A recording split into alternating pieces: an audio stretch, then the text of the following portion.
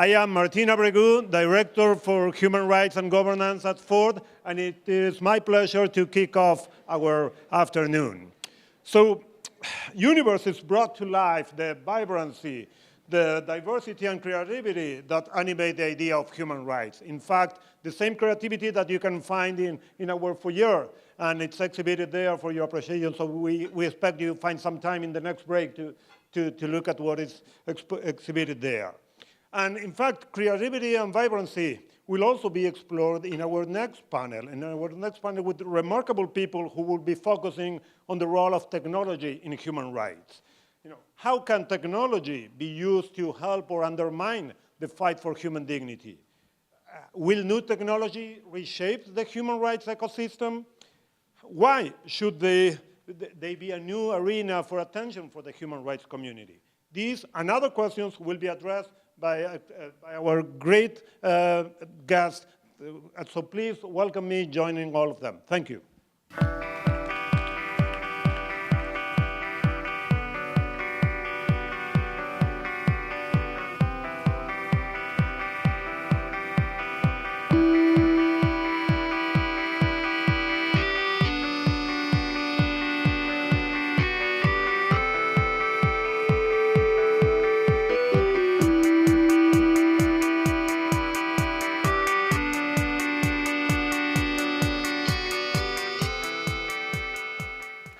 Hi, everyone. It's a pleasure to be here. We're not going to do introductions because we get one during your program, and we want to get straight into the panel. I'm Sewell Chan with the New York Times, and we hope to, by the end of this panel, get you clapping and singing. But it's, I got to say, it's a hard act to follow, that group. We decided to go with the Gregorian chant style of panel. So I want to start with throwing out a very broad question to Sir Tim at the opposite end of the line. Sir Tim, you basically invented the web, if not the internet. Did you perceive that its use would turn so quickly to social uses, the networking that's been behind so much of the political organizing of the last year, and the also potential repressive possibilities? Well, initially, 20-something years ago, the idea of it was that it should be a medium for any communication at all. It wasn't designed as something for research or specifically for social or commercial usage. And it was clear that any attempt to sort of draw a line and say, yeah, the web's good for this, but it's not good for that, would mean that the sort of hypertext link structure of the web would, for example, would be hopeless. So that it has to be usable for anything. It's been, in a way, you could think, I think of the web not so much as pages connected as humanity connected. So it is people. Since it started, when somebody made a link, it was when there was a link made, it was a person making the link, and when there was a link followed, it was a person following the link. So in a way, it's essentially social. And whenever we create a new system out there, the things that we do are as much social. The design of the system, the design of the web is as much a social design as it is a technical design. Rebecca, much has been made of the Arab Spring and the uses of technology by political organizers, dissidents, human rights activists, but much has also been made of the use of technology by repressive states that are combating this wave of activism.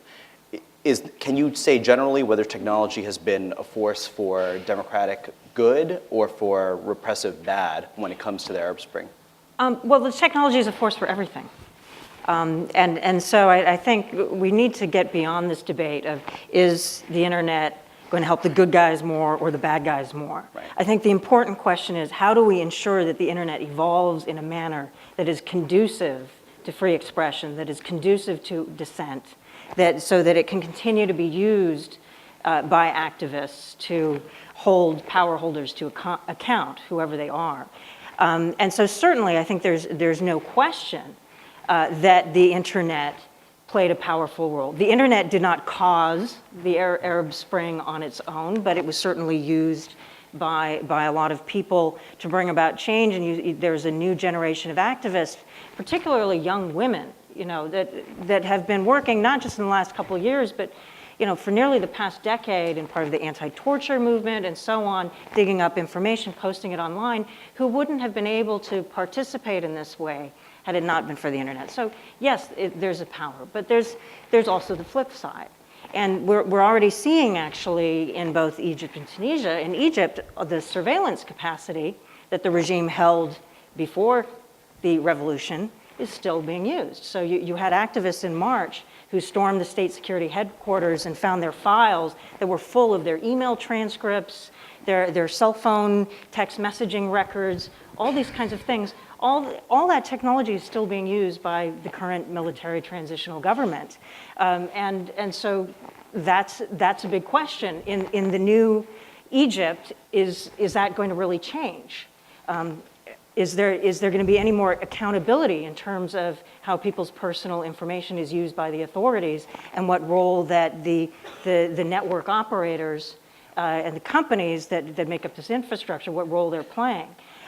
Similarly, in Tunisia, in May, censorship resumed, not as heavily as before, but the transitional government has started blocking certain web pages that they feel might incite people to violence or that are pornographic and so on. And there's a real debate going on about who should have the power to decide this, and how do you hold them accountable? And the issue is, too, we in the West do not have good answers for people in Tunisia and Egypt about how do you create the right balance between legitimate law enforcement and legitimate child protection interests and ensuring that civil liberties are protected in these new network spaces. We ourselves are having huge fights about these issues, and I know Sir Tim and others would argue in many cases we're not getting things right at all. So, and just one other point too, since I do a lot of work on China, Yep. The most well-known aspect of Chinese internet censorship is what we call the Great Firewall of China. The fact that Facebook is blocked and Twitter's blocked and lots of overseas websites are blocked. But really the most insidious part of Chinese internet censorship is the way in which Chinese companies and other companies operating inside China are expected and compelled to act as an extension of state power, and are actually doing most of the censorship and surveillance on the government's behalf. And the way in which these private intermediary companies, upon which everybody is depending increasingly for their civic life, are acting as an extension, really an opaque extension of political power, is kind of a lesson for the entire world. Andrew, you did some research into the Mubarak regime's use of the so-called kill switch, I believe, to shut down internet access during the Arab Spring. Could you talk about that and the role of private companies and intermediaries in that process? Yeah, absolutely. So taking it from where Rebecca left it. So what Egypt had done with its communications infrastructure was centralize it very highly. And this is pretty normal in much of the world, that you have a former monopoly, state-owned monopoly that even in the internet age occupies kind of a dominant position in the communications infrastructure. So Egypt is at this amazing little juncture in the world where Asia meets Africa meets Europe, and an extraordinary amount of the world's fiber goes across Egypt. So the connections that go from Asia to Europe, and now increasingly from Europe down to Africa through the Red Sea, land at Suez, go overland to Alexandria, and then go beyond. So in a way, Egypt is one of the best wired countries in the world. However, the government allowed only one company to tap into those wires and to hold all of the paths of communication from Egypt to the outside world. So that meant that there was Telecom Egypt, and then a couple of mobile phone companies that were the dominant connectivity providers, and some smaller ISPs, all of whom got their connectivity through Telecom Egypt, with one exception, which was there's a research network called Internet2, which had its own connection that went to a university in Europe. Anyway, the point of all this is that it turned out to be pretty easy when the time came for the government to terminate external communications and then to shut down internal network-to-network communications as well. And they did both of those things. And one of the interesting things that happened was when they switched the networks back on after about 6 days, the first thing that happened was lots of Egyptians were delighted, turned on their phones, and without even making a phone call or an SMS message, a number of activists were grabbed immediately because their phones geolocated them. And this is a thing everybody should know, is that when your phone is on, even if you're not using it, it's pinging a cell phone tower nearby you a couple times a minute. And that's how the network knows where to send phone calls if somebody wants to call you or where to send data. And most telecom companies, including in the United States, keep records of where you are all the time.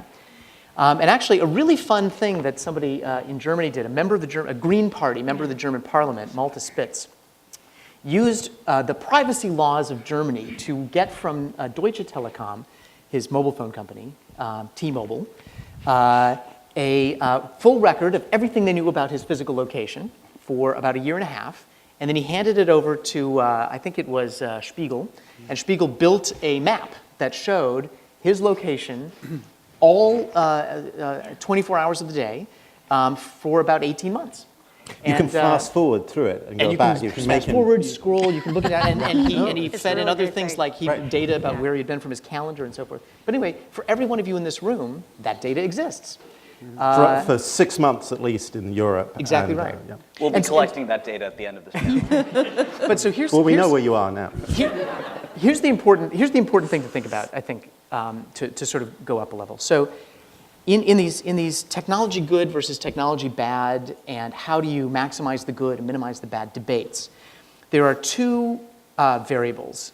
One is policy and institutions, and the other is technology. And they're both very flexible, right? So you can have lots of different kinds of policies and laws and so forth, and lots of different kinds of technologies. Technology is very flexible, actually. We can build software to do many, many, many different things. It's not too much of a limiting factor in what you can do. And so what we see right now is a series of interlocking axes of seesawness, where, for example, the policies will evolve to protect your privacy in Europe, and then the intelligence agencies will go and try to require, the state security agencies in Europe will try to require the ISPs to keep logs of your data as a technical matter, keep log files that they can go and get access to. In this country, we've seen the spread of two technologies in particular that have really alarmed the security and law enforcement agencies. One is Skype, and the other is BlackBerry Enterprise Services. And the reason is because each of these are services where the company has built its communications technology so that the endpoints of a communication can encrypt from end to end without even the company being able to decrypt. So Skype dynamically generates encryption keys for each session. So if Tim and I are, Sir Tim and I, are talking via Skype, it's being encrypted from his laptop to my laptop, and Skype, the company that provides the software, doesn't even have the ability to decrypt it if the intelligence agencies order them to. Similarly, BlackBerry makes an enterprise version of its BlackBerry, which says that if I'm IBM or the White House, where I used to work, you can buy an enterprise server, and we set our own keys and encrypt the messages to our users without BlackBerry, the company, being able to do it. So that's quite alarming to our intelligence agencies, who traditionally have been able to go get court orders and then go serve them on companies and get the plain text back. They can't do that anymore. So what they're saying is, okay, the technology's evolved. Now we need to look at, and this is what the New York Times reported a couple months ago, now we need to look at requiring those companies to re-engineer the technology to make it possible. So anyway, we could talk about lots of different examples, but these are the two axes, the policies and the rules, and critically the institutions. Because, you know, for example, in Libya and Egypt and Tunisia, what we saw were institutions that were bent towards surveillance. Mm-hmm. You can similarly build institutions which are bent and are institutionally incented in other ways. But the technology can only go so far. Like, you can come up with ways to protect, but as long as you have, as Rebecca pointed out, companies providing services, they are susceptible to the rules and policies and institutions that they live under.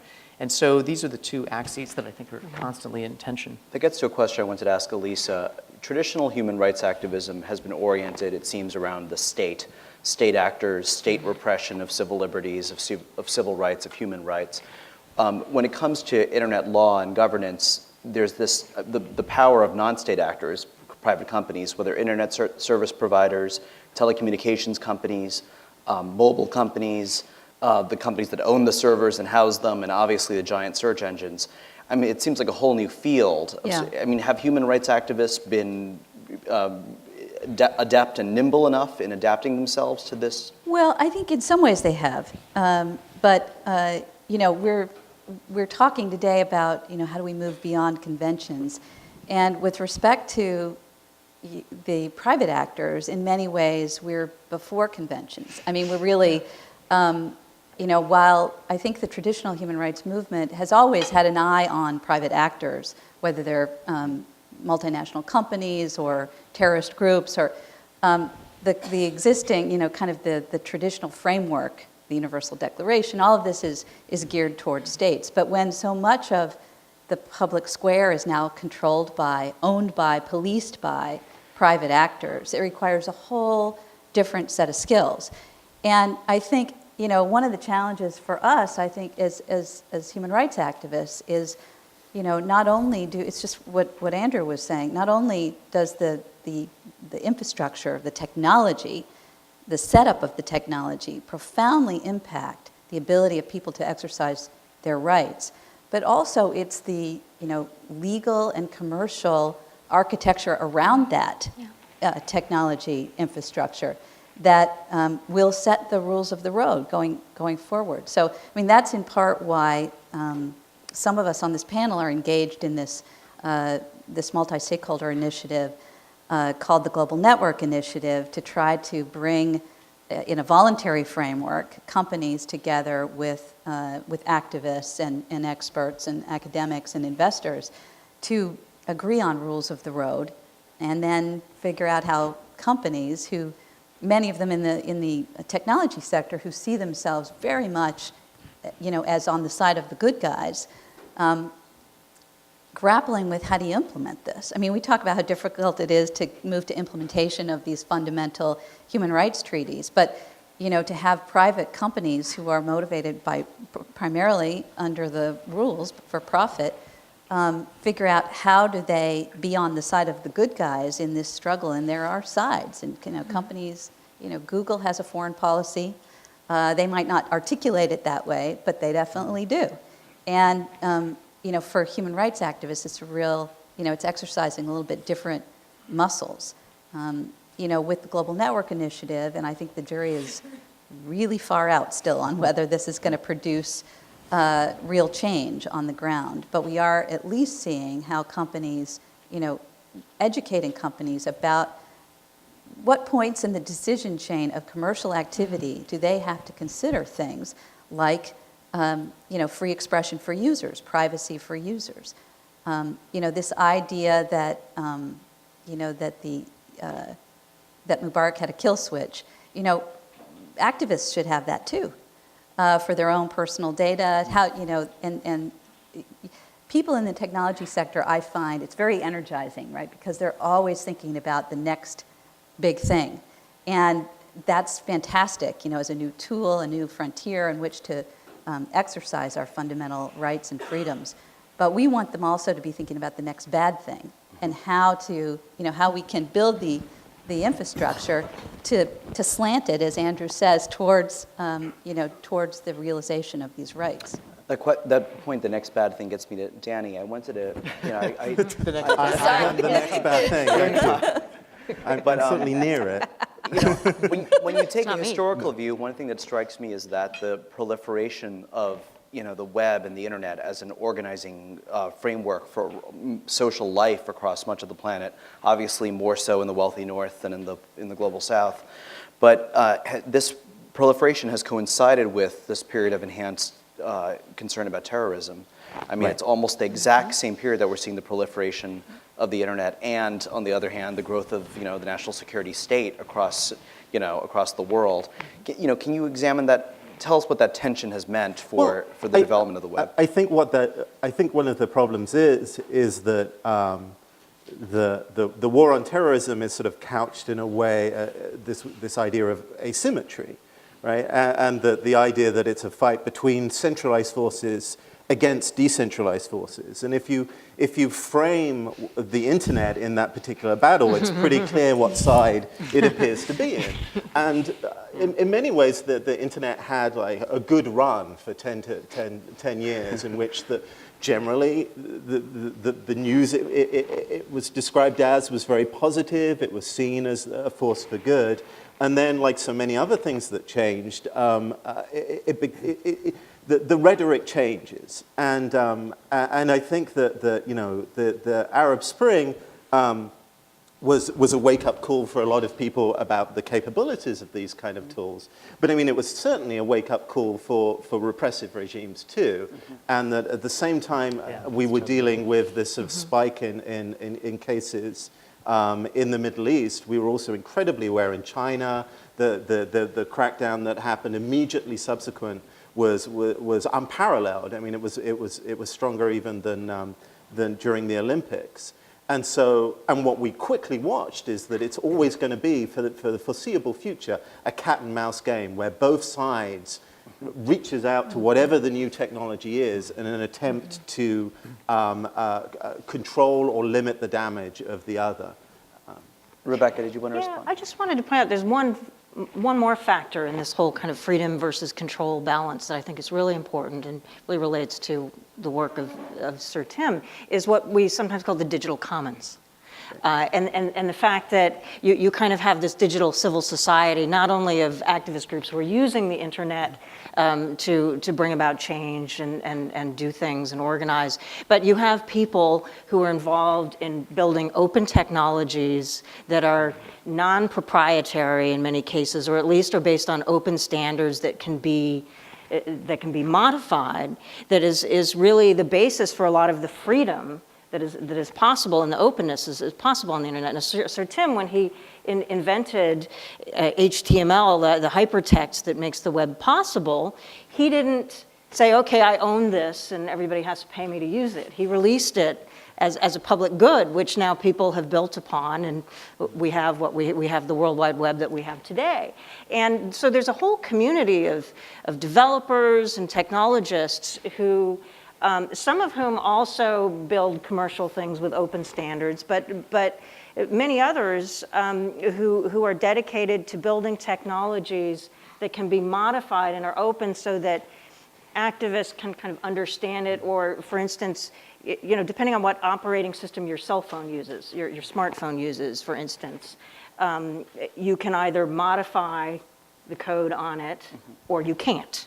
And so these are, just not to get too technical, but there are a lot of issues related to, again, how technology is developed and what we're using, how open it is, whether the broader public can really understand what can and cannot be done with it and modify it to ensure that it is compatible with our values and aspirations. Well, a lot of this, so the open source movement, obviously came before the web, and I guess maybe sort of similar time to the internet, and it's been, obviously, it's been a great support, so it's been great at every stage of the development. So the internet 40 years ago and the web 20 years ago, that people have, there's always been an open source, or several open source implementations of things. That's been great. And of course, and on the flip side is the open source movement has all benefited hugely from being able to deploy across the web. So those work very nicely together, although, and I think it's important also to have commercial things, and it's not open source. But in fact, there are lots, when you look at the web and email are separate things which deployed across the internet platform. And even though email had been around for a while and the internet had been around for a while, 20 years after the internet had been produced, I could deploy the web without asking anybody. That was really neat. I did have to ask for port 80, but that was only because I wanted a small number. Before I used a telephone number. So, and that without asking anybody at all, that's a hugely valuable thing, that on the internet platform you can build something like the web without asking anybody. And similarly, the web is designed so that you can build stuff on top of it, whether it's social networking or open data or education or health or whatever it is. It's built on top of the web without having to ask anybody. And now, we're going on to build more and more things. Some of those are built using more and more layers of open software. And when this open software happens, maybe the software is running on top of ER, an open source operating system, but on top of that, all kinds of libraries and all kinds of things which have been produced in the years to date, which now form this tremendously rich and very high platform where the web is somewhere under there. There's all kinds of things that have been built on top of the web. And in fact, the web of data is built on top of the web, which is built on top of the internet. And so it's it's a lot of fun to focus on building the next really cool thing. Yes, we should look at what the next bad things, but also, of course, we have to be very careful that we don't then take the rest for granted.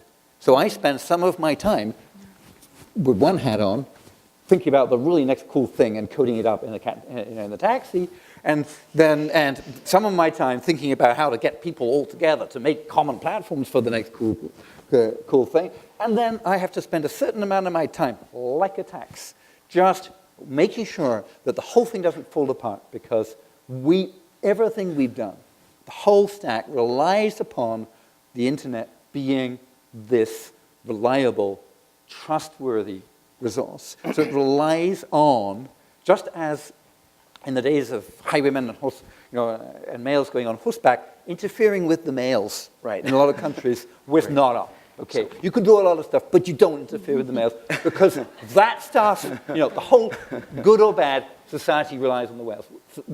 So that with the internet, for all this stuff to work, if you look at the internet and you're wondering about using these tools and you realize that as you click, somebody might be looking over your shoulder and it might be being recorded, it nixes everything. Yeah. If, as you click and you try to get information, you actually tend to end up not going to the Wikipedia article that you were going to, but you've ended up with a pretty good article which tells you that you should buy a particular drug. In other words, which is a gentle form of censorship. I'd prefer to show you my drug company's text than the open one. That either of those two things, to me, it destroys the whole thing. So in other words, I am pretty passionate about just saying if you're going to do any monitoring on the internet, or if you're going to do any censorship at all, it has to have huge checks and balances. And basically the answer is no, you don't do it at all except for emergencies. And if you've got an emergency, if you've got a terrorist, you want to come show me. And show me that you've got another agency looking at you and making sure that you will respect the openness of the internet. So do you agree with this? So one of the big frustrations, to go back to what Elisa was saying, and Elisa and Danny, you're exceptions in the human rights community world in a way, but one of the big frustrations from Nerdland has been that the traditional human rights organizations, the Nerdistan, we used to call it. We visit there. We don't live there, but we do visit. No, but you do visit sometimes. Yes. And then sometimes you log on to Facebookistan. I live in Nerdistan. So one of the frustrations with the traditional human rights community has been that what Tim just identified, Sir Tim, just identified is, this cluster of issues which from the perspective of the ability to vindicate human rights on the network are critically important. And at least speaking for myself, we found it incredibly frustrating to get funders and organizations to pay attention to things like net neutrality, or these days even antitrust, right? So if information is power and concentration of control of information is a concentration of power, then competition policy becomes a critical human rights issue. Absolutely. We've had lots of debates about media concentration in the broadcast world. But trying to get people to pay attention to the concentration of network facilities under the umbrella of, say, AT&T, and even more so as they propose this merger, or when Comcast buys NBC, viewing these from the perspective of human rights I think it's been slow to happen in the human rights community. And one of the questions that I might throw back at you is like, it's great that Human Rights First paid attention to the internet issues. It's great that the Committee to Protect Journalists hired Danny and said, go think about this stuff. But when we tried to do activism around net neutrality, which is the simple principle that the network, which is the low level, should not try to control what happens at the higher levels, very simple principle. It was basically, this is an oversimplification, but a lot of the people said it's an esoteric fight between Silicon Valley and telecom companies. It's just like one big business against another. Should Google, which you worked for, and it's currently undergoing some antitrust examination, should that antitrust question be examined through this human rights framework? Of course. I think absolutely. I absolutely. Google should be subject to just like anybody. I think that's a totally fair criticism of many human rights groups and civil rights groups too. I mean, I think that, it is this. This is in many ways we're at this moment in internet technology and its relationship with human rights as we were kind of 60 years ago with the civil and political, economic, social, and cultural rights, thinking about what's the infrastructure that will enable us to enforce these rights. And it takes a while for people and plus you have the added challenge that understanding it. I could throw this back at the kind of technology community and say that it hasn't done a very good job of explaining to people, not just us in the human rights community, but also the broader public about why this is relevant. We have to build a constituency that understands that this touches every part of everybody's life. And we're doing it a little bit in Egypt now, where we're looking at the reform of the telecommunications law and talking about what can we learn from the Egypt experience, and realizing that there actually is some congruence between human rights interests and business interests. Ultimately, one thing we have going for us, at least on this issue, not always on other human rights issues, but in the long term, information technology companies, their business model has to rely on freedom of information. In the short term, yes, they can make compromises to get short-term gains in market access and stuff, but overall, I think we are aiming towards the same place. But so I think part of the challenge is to funders. Ford has been kind of a leading edge on this in helping bring the human rights community together to kind of synthesize all of this and expose everybody to these arguments in a way that's way more accessible than a lot of these these folks are kind of talking to each other, which human rights groups also are guilty of doing. Can I press a little bit on this point as an outside observer? Is the human right to information, if there is one, or to free access to information, or even to broadband, if you will, is that in conflict with or in tension with the human right to privacy?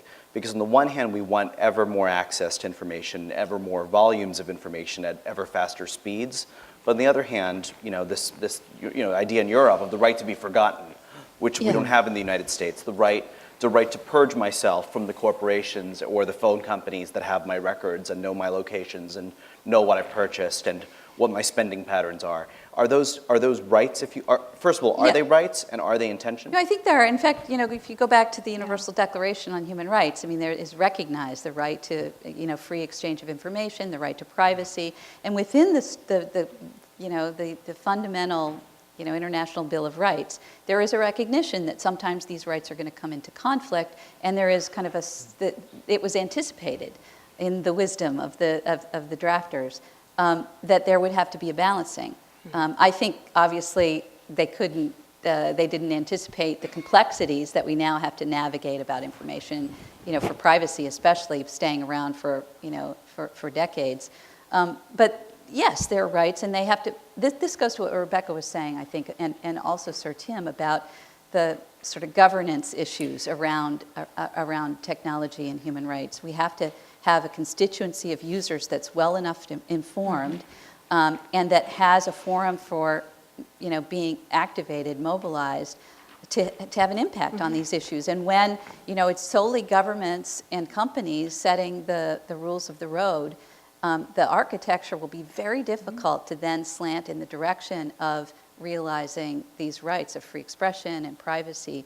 So, the clock is really ticking on that right now, and it's a huge challenge to us as a community to step into that. Yeah. No, these issues are really in tension. You have some child protection groups and other sort of groups who think it's, who don't want Facebook to allow anonymity because they think it'll encourage bullying and so on. Yet on the other hand, if people cannot be anonymous online, well, you're going to get more and more people arrested for what they post on Facebook. And so, how these companies choose to approach their policies is really important. And when you have companies like Facebook, Randy Zuckerberg, Mark Zuckerberg's sister, who's also an executive, recently said that anonymity should be eliminated from the internet, because it only promotes bad behavior. Again, this is the tension that plays out all the time, and civil society, and particularly the human rights movement, hasn't been very active in these discussions.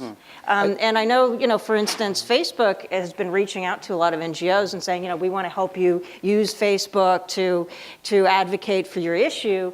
And, but are these NGOs pushing back and saying, well, if we're going to work with you, if we're going to use Facebook as a major platform and rely on it, we want to talk to you about your privacy policies. We want to talk to you about your identification policies and whether people can use pseudonyms to protect themselves. And at the moment, people aren't doing that. Tim, do you want to weigh in? And then Well, I think that's a great, that's, in a way, the anonymity issue is a unique point, in that it really is a trade-off. So I think, yes, and in fact, last time I was here, there was a great discussion on stage about that. And I think that made me think about that a whole lot. And I realized that we have these two rights. One is the right, when you're a whistleblower in an oppressive regime or an oppressive company, to be able to anonymously blow the whistle. And you have a right to face your attacker, to know who it is that's bullying you. And in most of the places, so W3C, the Web Consortium, is an industry body, and we have one person who uses a pseudonym and we instituted a special process because they convinced us that, okay, they had a reason for operating, but otherwise the process is that W3C, no, you come to the table with and you put all your cards open on it. So I think I am generally in favor of a lot of places where we are not anonymous, but I see also there's some kind of times, especially in oppressive regimes, but then who's to say when they set up the system whether the next regime is going to be oppressive when you absolutely need it. So in the case of anonymity, I think we have to build the social systems. And say Facebook, for example, may actually lead the way and show countries how to follow by instituting, if you like, the courts, which will allow people to have, under some circumstances, to get a pseudonym, and where they abuse it, to have the pseudonym stripped away, for example. So that needs a lot of construction. However, when we say that this is a trade, that anonymity is a trade-off, it's one of the rare trade-offs. So net neutrality, for example, people attack it in lots of ways, and one of the ways they say, well, it's a trade-off, but it's not. Net neutrality is one of the things where it's just a push to get. On the Facebook thing, though, they have refused to kind of create this process that would allow exceptions, and some of us have actually approached them about it. And it's a real shame. I mean, that's one way in which companies could be kind of leading the way, and they're not. But I'm sorry, I interrupted you. I'm sorry to interrupt. We want to have enough time for the audience, so I'm going to open the floor up, but we can continue the discussion. Don't be shy. This is an incredibly distinguished panel. Is there someone passing around the microphone? Okay. And who wants to start? Oh my God. If I can just ask, please direct your question to a speaker so that it's, because we want to get in as many questions as possible. Yes? In the woman in the black jacket. I'm Malika Das from Breakthrough, and thank you for this very interesting panel. And I'm doing this. Hi. I just recently read this book by Eli Pariser called Filter Bubble, and it really scared me very much. Basically, his argument is that everything that we're doing online is tracked. We talk a lot about government, but really by the companies themselves. And then they are translated into a marketing imperative. So if I'm searching for human rights sitting in this room right now, and you're searching for human rights sitting in this room right now, on Google, we'll both get different results on the search engine, which will be tailored to your specific reality and my specific reality. And if you really take that argument to its end, we could all become individuals walking around in the world with the consumption, advertisement world of just surrounding us in a 360-degree way. And we don't really think about that in human rights first. What's the question for, sorry. The question is this something that we should be worrying about? Is this real? Technology changes so fast. Is there a solution that wouldn't be just upended? And I just want to Yeah, so it's well worth worrying about. I mean, so what very simply, what Eli points out is that if you're sitting in front of your Facebook feed right now, Facebook is choosing a subset of all the things that your friends are generating to show you. And they're choosing that based not on what you most want to see, it's based on what they want you most to see. In other words, maximizing the enterprise value of Facebook determines what they put in front of you. I mean, that's natural. They're a for-profit company with stockholders, so they should do that. But the problem is Eli noticed that his friends are, he says anyway, 50-50 right and left. And he was getting only left-leaning stuff in his feed, and that's because Facebook was noticing that he was clicking on the left stuff, and so they were showing him left stuff. And as Facebook people will tell you, when they roll out a new service like, say, photo sharing, they will just stick lots of photos in front of you to try to get you to make, generate photos and put them in and so forth. So what he says is, to the extent that these companies are controlling attention, then they are shaping the environment that you live in essence. And even if you click on the option that says most recent, you might think that that's literally everything in chronological order, but it's not. They're still applying selectors even to that. So regulation, by the way, is clearly the wrong way to think about this, right? Because there's absolutely no way I can think of to regulate, how you show information. But what it does call for is attention to some of these other issues that we mentioned before. For example, in a world where there are lots of different companies responsible for presenting information to you, where you're relying on lots of different actors, your concerns about the biases inherent in any one will be reduced. If Facebook is where everybody goes to do everything social online, then that is a problem. To the extent that Facebook opens their platform so that other people can build on top of it, you're less concerned. To the extent that they exclude others from building on top, you're more concerned. And so the best solution, it seems to me, is a healthy, competitive environment with lots of different actors and a rapidly changing technology. The antitrust laws are not very well configured right now to try to achieve that. But one of the things that I think is fundamentally important is that we do use the few levers that we have. For example, keeping AT&T from massively remonopolizing the communications infrastructure of the country would be a nice place to start. And at the application layer, by the way, it really calls for robust entrepreneurship as an antidote in a Schumpeterian destructive environment to the threat of concentration. Even so, we're depending a lot on the goodwill, good common sense of the people running these companies, the Mark Zuckerbergs and Larry and Sergeys and so forth of the world, to operate their companies in broadly speaking, the public interest. One last little footnote is, Cass Sunstein wrote a book about 10 years ago called Republic.com, which says, isn't it going to be horrible when all you see online is people who agree with you? And you structure and configure your online world so that you're just seeing the stuff that you already know you agree with.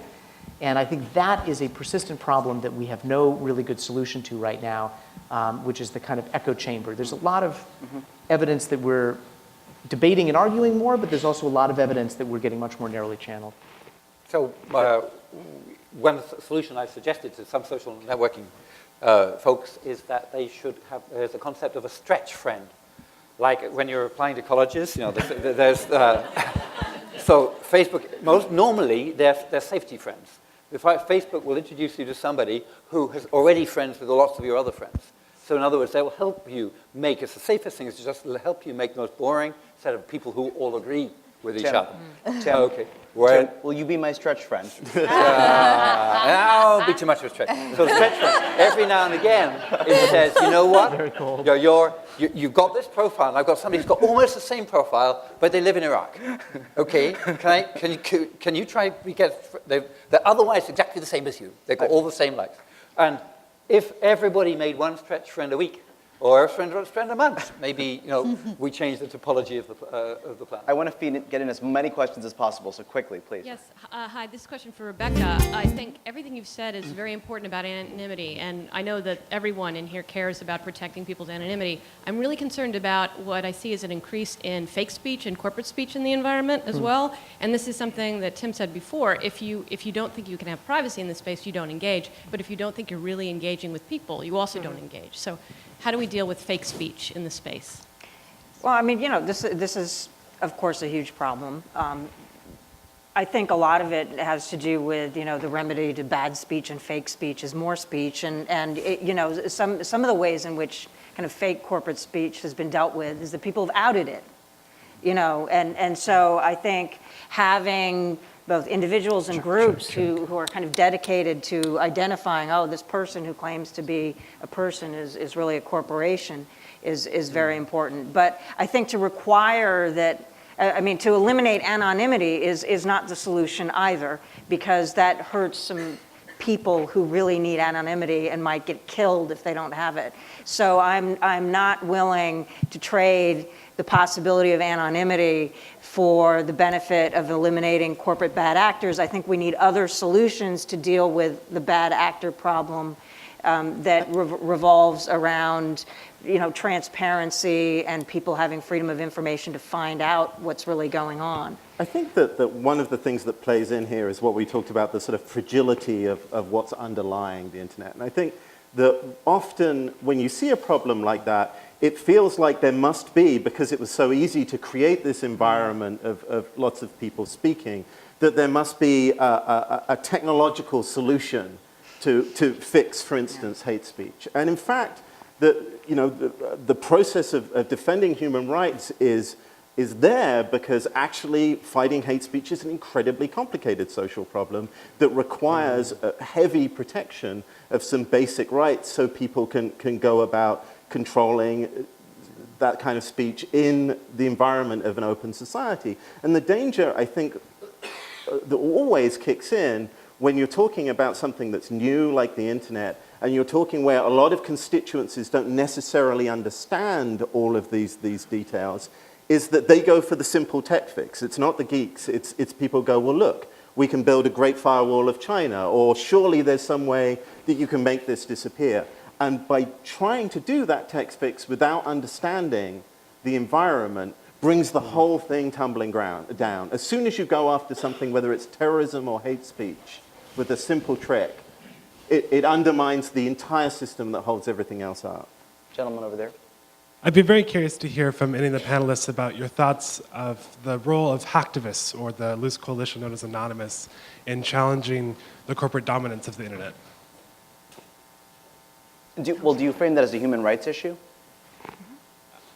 I'd be curious to see if there is a discourse of human rights that includes people who act as activists hacking on the internet. My 2 cents on that is that, yes, during that phase when people were fighting for anonymity and trying to put data out, and other people were trying to hack, but when there's a fight between, you know, the question of whether something should be public or not, and whether some information should be discovered or not, is up to the hacking skills of the individuals involved. Hello? That is like resorting to duels as a way to find out who's guilty. Yeah. Okay, that is not the way to run a restaurant. So, no, the rule of law, no, it should not be who's most successful. So when the hackers manage to bring down the corporates by being smarter and more, and finding a hole in the... No, that does not show that they're right. So I don't have sympathy for that way of settling things at all. Yeah, I mean, I think that, you know, we have, in this country at least, you know, whistleblower protection and discovery rules in litigation and all of that for a good reason. And I couldn't agree more that it doesn't give me any comfort to know that the reason that I find out this very important piece of information that affects my rights that a company is doing is because some, you know, 20-something was able to like be smarter than the corporate, you know, gatekeepers of the. That's not the way it's supposed to work. Yep. This is a question to Danny. Danny, this is Katrine, Mobile Active. Hey. Right, I see you. From your perspective, working with journalists on the ground, where do you see the biggest threats? We hear about all of these different things, you know, on a daily basis, from shutdowns to censorship to surveillance to you know, certificate authorities being a complete mess. What do you hear from people that you're working with? What are they telling you? What are the threats that they perceive as most important that we all should be addressing? I mean, there's such a huge spectrum, right? So there's these incredibly high-tech attacks, like, as you said, the attack on the certificate authority system, which is basically another one of these really pivotal, important parts of protecting the privacy of people online. that is being sort of undermined by a coalition, really, of repressive state actors and criminal hackers. And then there's very simple stuff, right, where bloggers get detained. And, in Syria, we have roundups of bloggers who are physically threatened to hand over their Facebook passwords. And the detention and the violence is age-old, but this new twist, whereby handing over this one thing or taking their phones, it unravels and allows people to masquerade as them or just round up all of their colleagues is a new twist. But I think if I was to talk about a general thing that applies to this new huge wave of journalists and activists who use the internet as their primary communication medium, it's actually isolation. Right? Because most of those people are working on their own because they can. They, as Sir Tim said, they don't need permission for anyone to publish what they're doing or say what they're saying. And therefore, they can act as a single actor to bring down whole governments. But the problem with that is they don't have any institutional support.